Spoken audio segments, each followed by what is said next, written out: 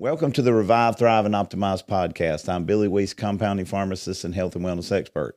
This morning, as always, across from me, my co-host Janet. Good morning, Janet. And behind the scenes, Mike. Good morning, Mike. And good morning, everybody out there. Hey, good morning. Good morning. It's been a few weeks. It has. So let's just get right into it. All right. I'm reading a book right now. There's two of them. One is called The Gut-Brain Connection, and one is The Gut-Immune System Connection. And we've talked about this many, many times, but it also came up this week that I have a friend who actually said, I don't believe that leaky gut is a real thing.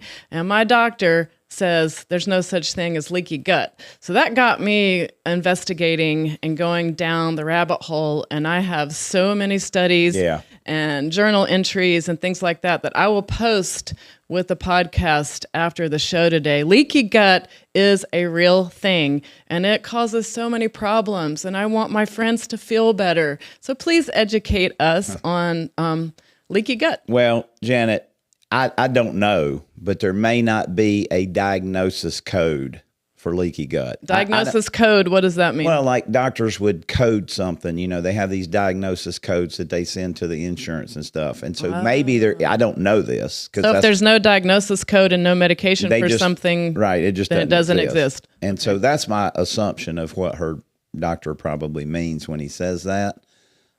Because, I've been teaching about, quote, leaky gut for decades.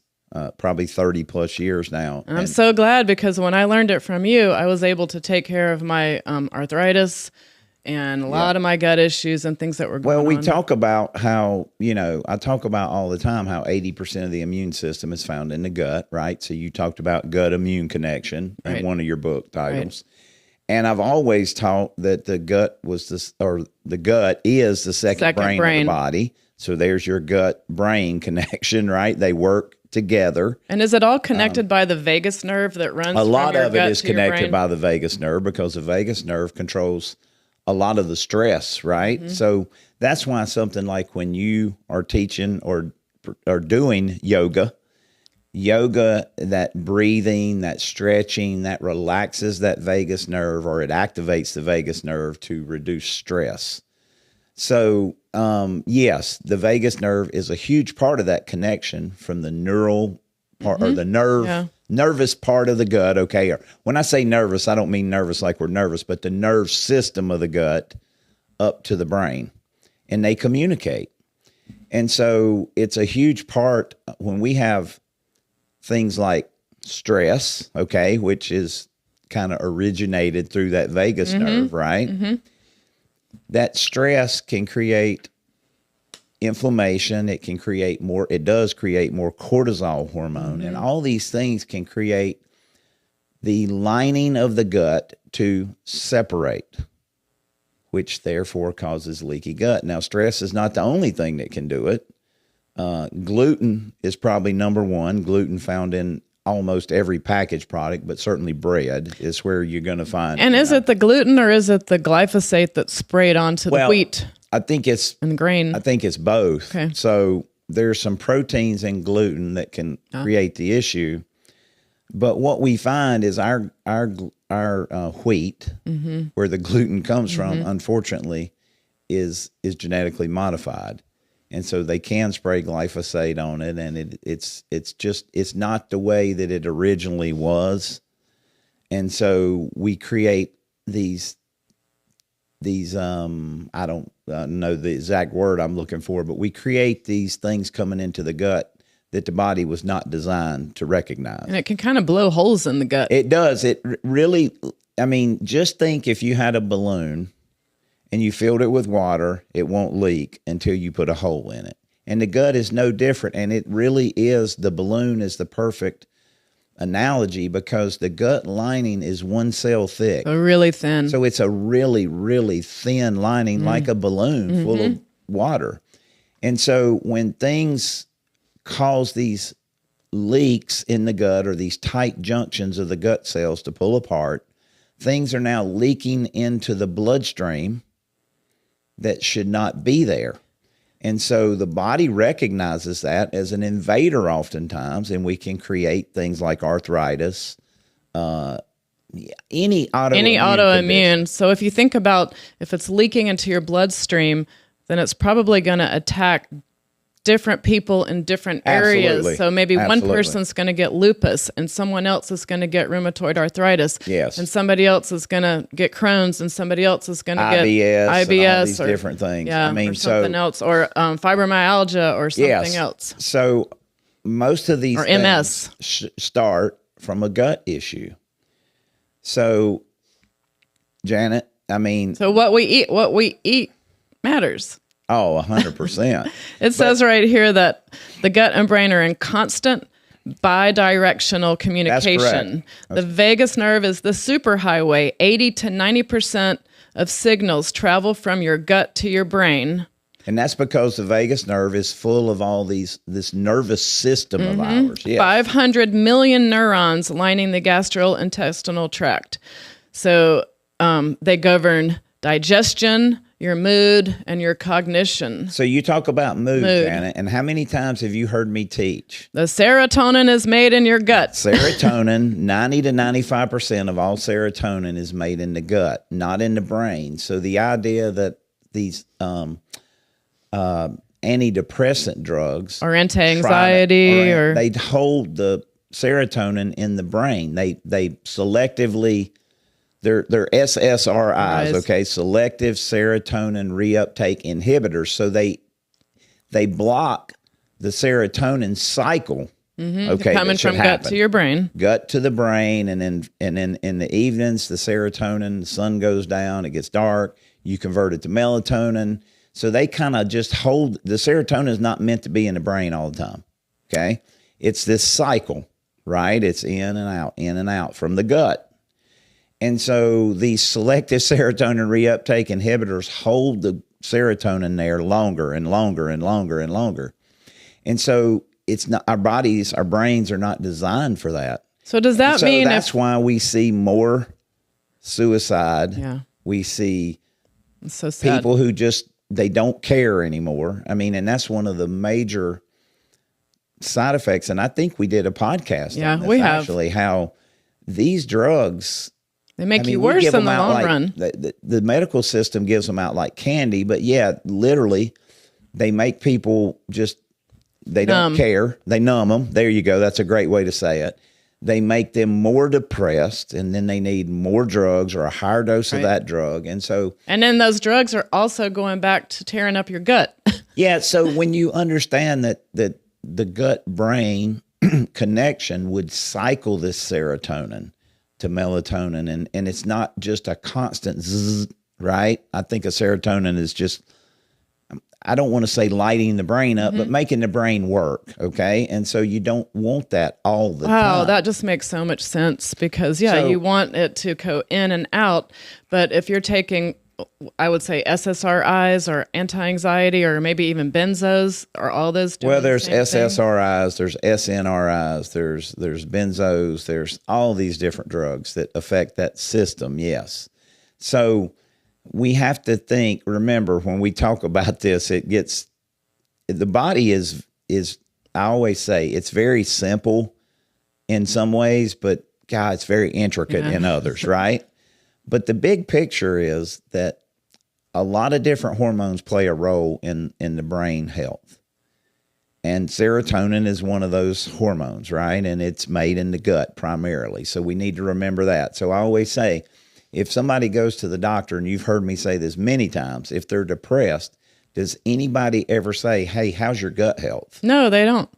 How's your bowel movements? Do you have indigestion? Do you have heartburn? Nobody asks that, right? So we have to remember, let's start with what may be the primary source of a lot of these mind issues is coming from the gut, because there is that constant communication. So, well, I have a friend that says her digestion is great. She doesn't have any stomach issues. Yeah. Okay, but she's breaking out into hives all over her body. What could that be? Okay, so, that used to would have been in my mind, okay? I used to would have said she has a gut issue, period. And I still believe there's a high probability of that, but she doesn't feel the gut issue. And that doesn't mean that her gut flora are healthy, right? It just means that she doesn't feel the gut issue. She doesn't have a symptom from that. And not everybody does. But remember, 2 of my foundational 4 are for what?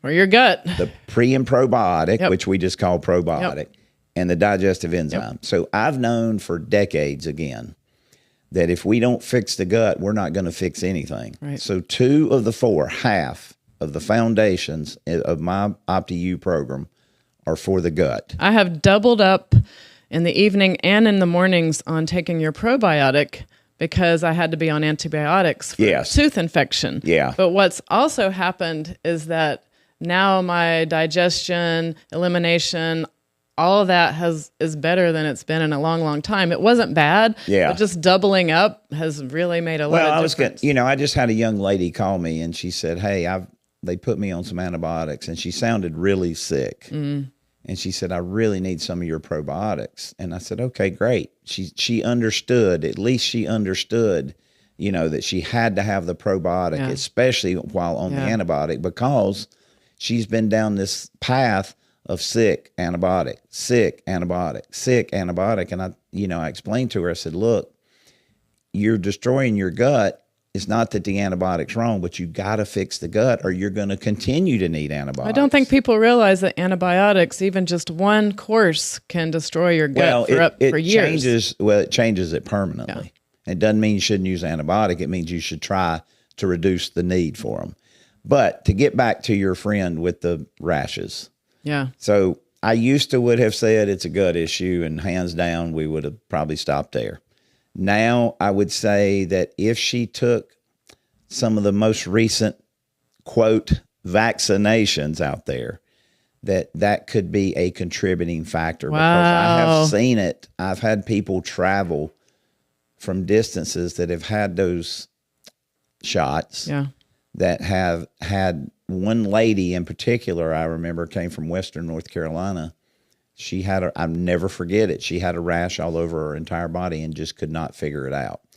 So there is a new test at LabCorp, and maybe others. I know LabCorp, and it will test for COVID antibodies. So I suggest that your friend get that. I think it's $60 or $70. But you can order that test on your own. You can. Okay. You can order that test on your own. Of course, I can order it for you. But yes, she can go and say, hey, I want the COVID. I think they call it COVID antibody test. We can make sure. Would this be something a doctor would recommend, or you got to go outside of the medical system? Or you can ask, but they're not gonna equate these shots with this condition, and probably not going to want to order it. You can ask.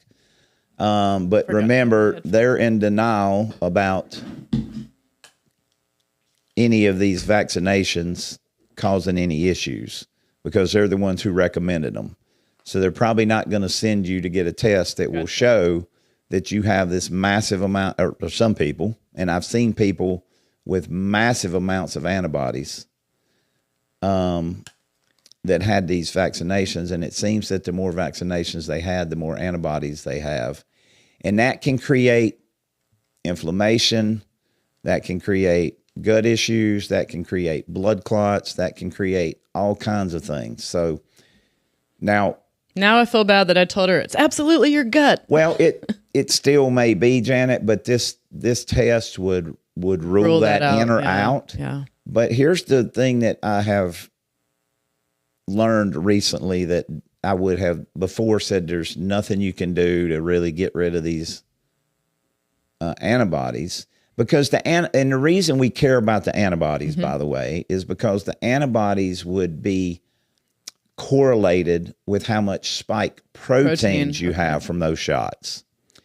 So the way that I like to explain it, and I know we're on a gut immune thing, but brain, but this is really important because a lot of these gut immune brain problems are coming from all these people that were lured into taking these shots, I guess best way to say it. And so we all have different amounts. If you took the shot, we could all have different amounts of spike protein in our body, which could be and you could also have it from having COVID. But let me explain the difference. Okay. So let's just pretend we had a ball here, a baseball. And on that baseball, let's just say we had, we had 25 spikes on it. Okay. So we have a spike all the way around that baseball, 25 different spikes. That is the full COVID spike protein. Okay. Okay. And then let's say there's a baseball beside it that only has 5. So one baseball has 25 spikes, one has 5. So one's got 5 times more than the other, right? Okay. So here's the problem. The shots were the 25 spike baseball every single time. Mm-hmm. In nature, you would never get all of those spikes at one time. Okay? You would get the baseball with 5. The virus with 5. They were giving you all, and the 25 is just a made-up number, okay? But they're giving you all the spike protein at the same time and telling you to take it again. And your body doesn't know how to handle that. And then again, and then again. Yeah. Versus getting the natural, and when I say natural, I believe that it was 100% man-made. Right, but just if having you that, just naturally picked it up rather than injected it, that's where I'm going. Yeah. You would only get a portion of that spike baseball, and your body can rid itself of that easier. Now, some people had real issues with that. We know that. And those were typically people with low vitamin D. Metabolic issues, insulin resistance, overweight, leaky gut, and just people who were just elderly because they typically have all those things put that together. So what happens is these antibodies, which we can now measure, LabCorp has come up with that test, correlate with how many of those spikes we have in the body. And the people, we're finding that the people that had shots and multiple shots have these massive numbers, over 25,000. I want to go get that test. So when they have those numbers, in the past, I would have said, well, there's not a lot we can do. We can try to manage the symptoms. But there's actually been research done that there is a combination of supplements that has been shown, and this has been documented over time now that because we have the test, to start to lower that number over the, it depends on how high their numbers are, but somewhere between 12 and 36 months. So people used to ask me, and I'll tell somebody when I found that I was wrong, they would say, what can I would have people specifically come and ask me this very question. What can I do to get rid of the COVID shot I took? And I would be like, well, you took an injection, there's nothing, okay? You can manage the symptoms or manage the what could be the fallout of that, right? Yeah. But now actually, because there's a test and I've been proven wrong, you actually can rid the body of some of those antibodies, hence spike proteins. Is this a prescription you have to get? No. Okay, these are all over-the-counter stuff. This is the beauty of it, and maybe one of the reasons a lot of us never suffered from any of the COVID symptoms or thought we ever had COVID is because we were already doing these things. Yeah. So this is the beauty of this, Janet. If people are on a program like mine, and that's what I always talked about when all my channels got taken down, was let's work on our own immune system and quit panicking and quit washing our boxes when they come in or whatever all these people were doing. Quit walking down the grocery store aisles the wrong way and wearing masks. All of it totally ridiculous, totally harmful. We know that now. People still wear masks. People are still taking the shots. They're still recommended for children. It's mind-blowing to me. But anyway, so what happens is you can use Inflozyme. Oh, wow. How many times have I recommended Inflozyme? For 10 years. Because it contains turmeric and bromelain. Yeah. So here's the combination that was found to lower this spike antibodies. I can't say protein, but the antibodies correlate to the protein, spike protein. Turmeric. It was the turmeric, the bromelain, which are both in the Inflozyme. And to get the dosage that the studies show, it will be 2 capsules in the morning, 2 capsules at bedtime. Okay. And I tell people when we're talking about spike protein removal, it's probably better to do these on an empty stomach. Okay, the Inflozyme.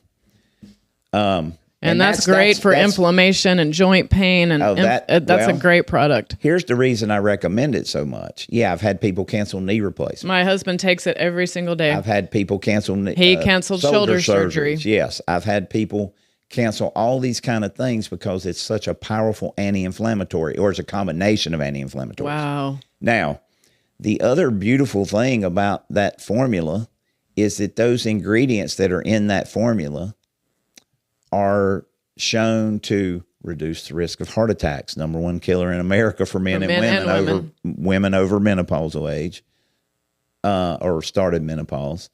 And it reduces risk of cancer, our number two killer in America. We've known for a long time it reduced blood clots, which are one of the ramifications of spike protein. So, yes, I've been taking Inflozyme for decades, 2 in the morning and 2 at night. Not because I knew this, but because I knew, hey, this is really good for me. So it's good for your brain. It's good for your heart. It's good for your vessels. But you're right. The thing that we typically recommend it for when people come to me and they say, God, my joint hurts or my grandma's hip's killing her, is that. Now, here's the beautiful thing about Inflozyme, though, and I'll get to the rest of the formula, but it is also what we use to help heal, guess what?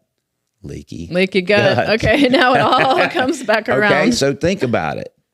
People like you and I, and a lot of us who were doing the Opti program, we had optimized vitamin D, the number one thing they found in people who got sick and died from COVID. Like we keep our vitamin D around 100, where 80 to 100. Most people keep theirs around 30. And that's a huge difference. I see way less than that. Less than 30?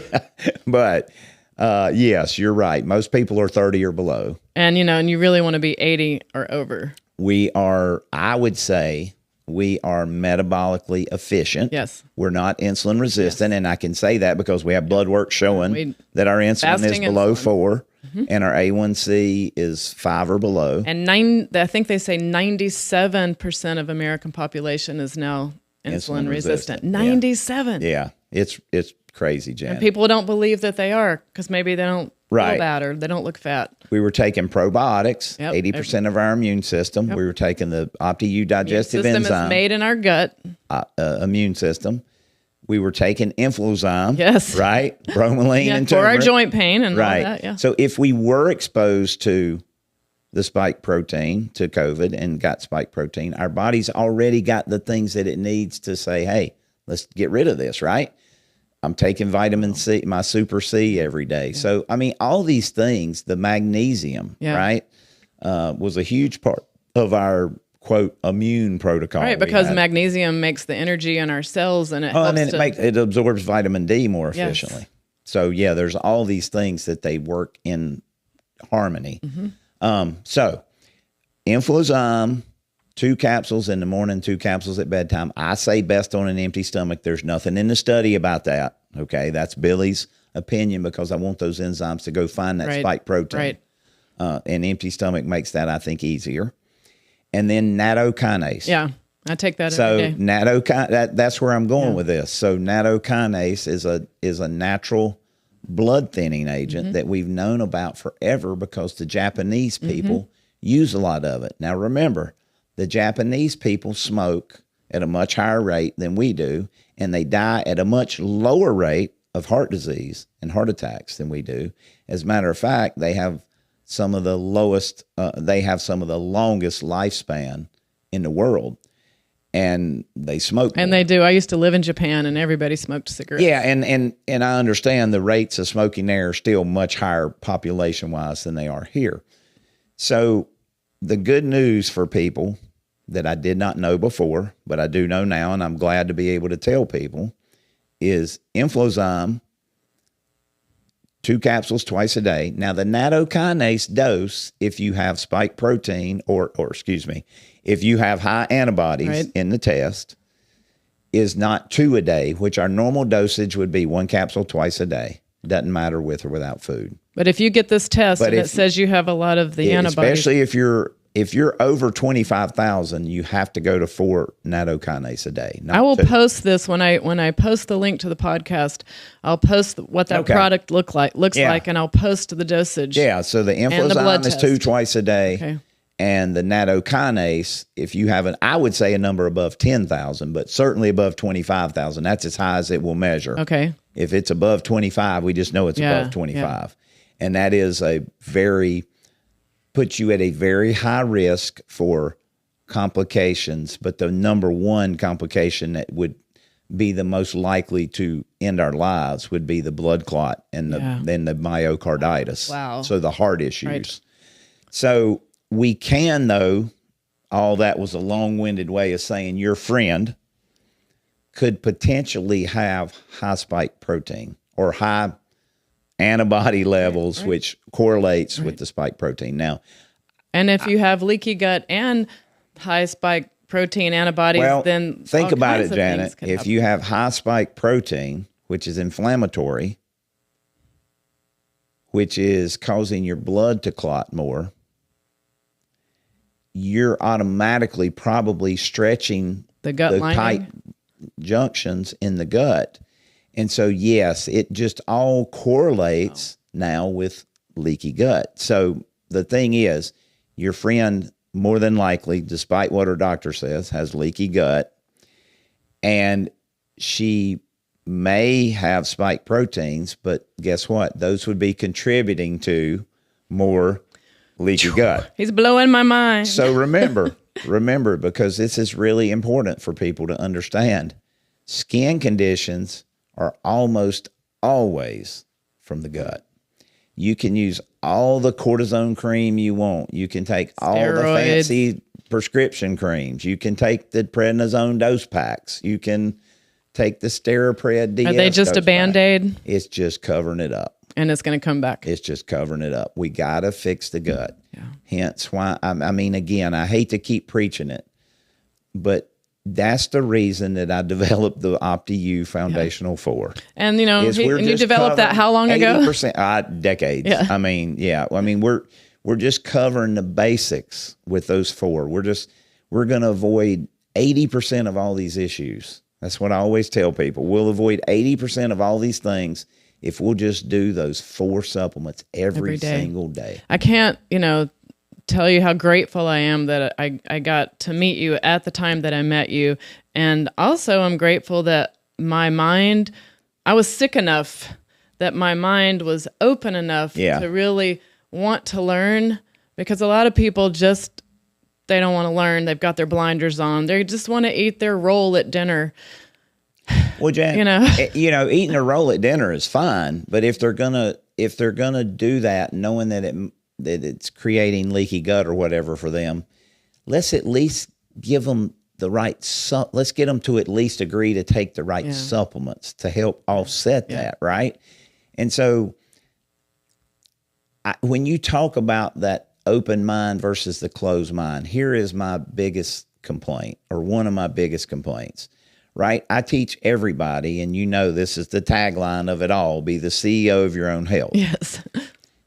And so I think that people have to understand how, and I'm not trying to be critical of any one doctor here or anybody in the medical profession. Of course not. But what I am saying is, you talk about a closed-minded group of people in general. Yeah. They literally will not look outside the box. Just think during COVID. These are literally the people who were begging you, insisting that you took taking you out of their office, if you out of your practice, in often many cases, if you wouldn't take these full spike protein shots over and over and over. These are the same people that told us we should not use ivermectin. We should not use hydroxychloroquine. Vitamin D would not work.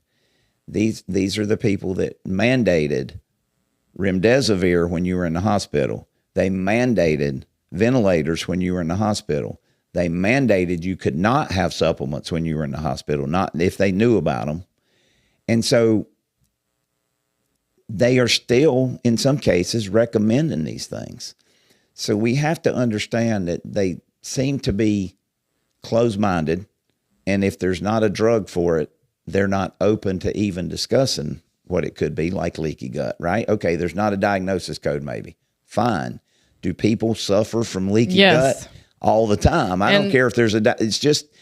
And it goes back to also into the hormones, because when I went to the doctor and asked about hormones, I'm going through menopause, I need hormones, the first thing they gave me was Prozac. Yeah. And then fast forward to a few weeks ago, I had some surgery and I took some benzos. I didn't really realize that's what I was taking, but I took benzos.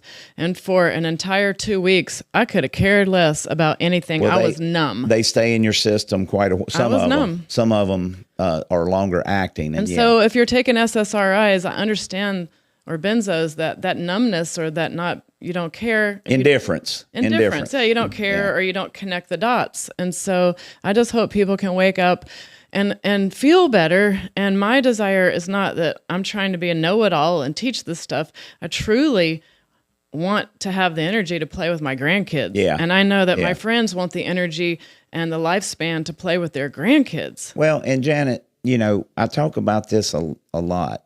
It's not necessary, or it's not for me, okay? It's not about living to a certain age. It's being able at whatever age I am to do the things that I want to be able to do. Yeah. Now, I tell people all the time, I could die today. Yeah. I could kill over today and it's over. There's nothing I can do about that. But I have reduced the risk. Mm-hmm. But I would say that to this point, I've been able to do any physical feat that I set out to do without suffering. Without like some kind of severe pain and stuff. Like if I want to go hike the Grand Canyon, which we did, you just did. Beth and I did, across the Grand Canyon essentially without stopping, right? Except for water and stuff. We did it. Yeah. So, I know, unfortunately, probably the vast majority of people who are half my age or less that can't do it, couldn't even consider doing it. And so that just goes to, if we take care of ourselves, we'll have more quality of life, but better yet, we'll be able to enjoy life. Like I tell everybody, if I had to run to the doctor all the time for 6 appointments a month, how am I going to get anything else done? Well, right? I got stuff. Yesterday, so I have to toot my own horn here. Yesterday, I went to my great nephew. Yeah. He had his 3-year-old birthday party called the 3-Rex, like a T-Rex. So he turned 3 yesterday, my sister's grandson. He's adorable, Grayson. And the whole party was themed around dinosaurs. Love it. And so for my entertainment portion of the party, I stood on my head. I'm 63 years old, and I stood on my head and roared like a dinosaur, and he thought that was the greatest thing. And I'm so glad that I could do that. Speaking of T-Rex, we keep our grandkids on 2 days a week. And especially Jesse, the boy, they're twins. We run from T-Rex a lot, so I get a lot of running on those 2 days because T-Rex is chasing me. So, well, thank you for this, and I'm going to post a lot of the studies and journal entries and the things we talked about. I'm also going to post the product and the blood work. And refer your friend, please. And Mike, can you link to the Foundational 4 so people know what we're talking about? Because we didn't really talk a lot about it, but we talked about it in context of doing it. But your friend should get that COVID antibody test from LabCorp. I learned so much from that. Really should. So gut is responsible for your immune system. Your gut is responsible for your serotonin, your mood, and look into and it can leak no matter what they tell you. And leaky gut is a real thing. Yes. Thank you. All right. Bye.